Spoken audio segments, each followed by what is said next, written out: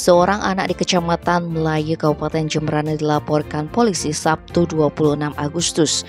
Pasalnya AR 25 tahun mengancam ayah tirinya dengan menggunakan pisau panjang atau klewang.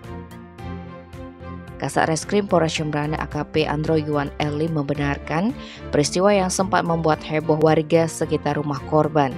Pelaku diduga tidak senang dengan ayah tirinya itu sehingga melakukan tindakan pengancaman.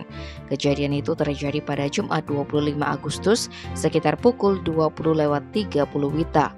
Sesaat sebelum kejadian, korban TN 65 tahun tengah bersama MH istri sirihnya.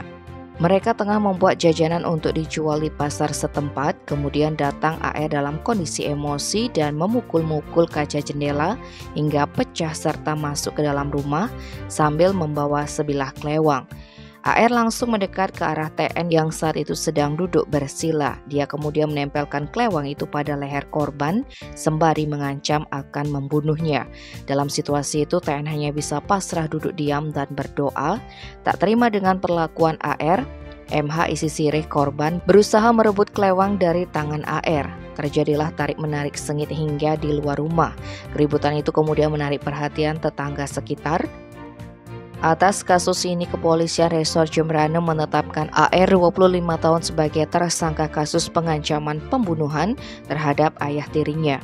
Penetapan tersangka setelah pihak kepolisian melakukan penyelidikan lebih lanjut dengan meminta keterangan saksi-saksi.